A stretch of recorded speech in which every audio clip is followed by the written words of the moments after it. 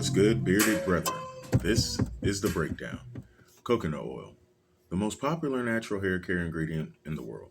The research behind it is real. The concern isn't that the chemistry is bad, it's that it was tested in a different application. The standard has given grade C's before. Today, it gives one for a completely different reason. Cold pressed from mature coconut meat, one of the most widely produced natural oils in the world, two versions matter. Virgin, it keeps the coconut scent and the natural minor compounds, and the refined version is processed for a neutral smell and longer shelf life. Most mass market beard products use the refined version. What it's made of, about 90% saturated fat, that's why it's so stable. Lauric acid, the one that raises the concern, makes up roughly half the oil.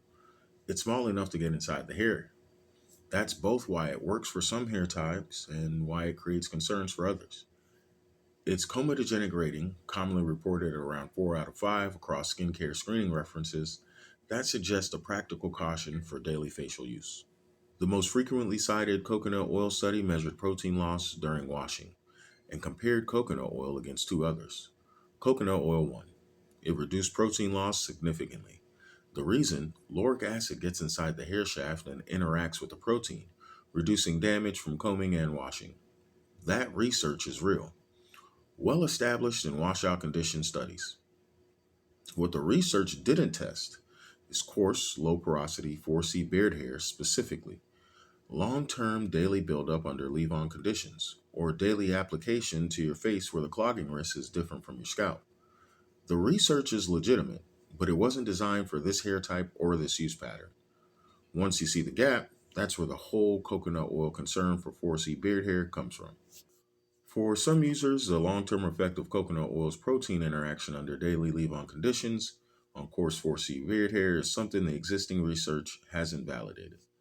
Some users report progressive stiffness over weeks, breakage increases from the baseline, a moisturizing routine that stops responding even when applied correctly, and adding more oil only makes it worse, not better. The studies measured short term protection during washing. The existing research hasn't answered the question for our hair type and leave on use pattern. The user reports the problem, more coconut oil gets recommended, the pattern continues, the brand gets blamed, the real cause is never identified. That's not a product failure, that's an education failure. That comedogenic rating, commonly reported around 4 out of 5 in skincare screening references, suggests a practical caution for daily beard use. You're applying this to your face every day, cheeks, chin, neck. For people prone to clogged pores, that's worth paying attention to. For melanated skin already managing razor bumps, ingrown hairs, and dark spots from inflammation, this deserves more attention than it gets. Recommendations for natural hair are typically for your scalp. Your scalp and your face are not the same surface. That adjustment has been missing from most of our beard care education. Pre-wash treatment for fine to medium natural hair. Apply dry, left on, then washed out. The research supports this. The wash removes the buildup before it becomes a problem. Occasional deep conditioning on 4C hair, not daily, thoroughly washed out afterward. Scalp use for specific concerns, the clogging risk is lower on your scalp than on your face. These are legitimate uses. The chemistry works in those applications. The problem is the recommendation. Daily leave on beard oil on a hair type and skin surface that original research never accounted for. 8 criteria, same standard, no exceptions. Criterion 1. Primary carrier penetration. Lauric acid is small. Penetration into the hair shaft is well established in the research. Under 4C leave-on conditions, penetration alone doesn't produce sustained benefit when the downstream protein interaction hasn't been validated for this use pattern. Partial, 1 point. Criterion 2. Sebum fraction replacement. Coconut oil's fatty acid profile doesn't closely mirror human sebum. High lauric and myristic acid, both largely absent from sebum. Low oleic acid, it doesn't replace what the follicle naturally produces. Does not meet, half a point.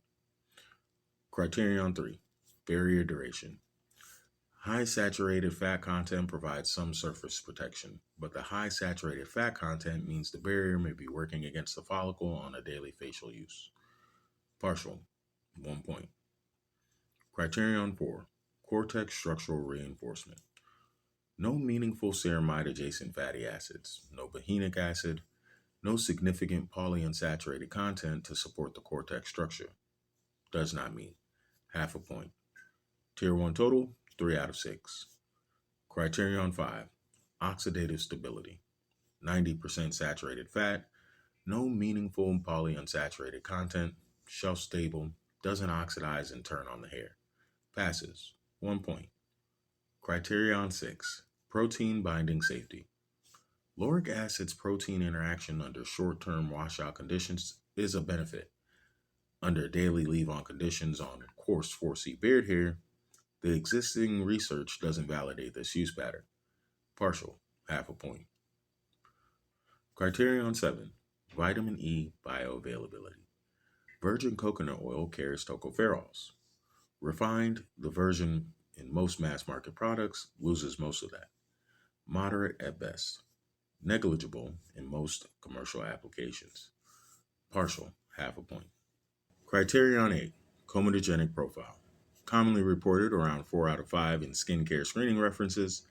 Daily facial application on a texture and skin type the rating system wasn't built around. Practical caution for the use pattern we're evaluating. Partial, half a point. Tier 2 total, 2.5 out of 4.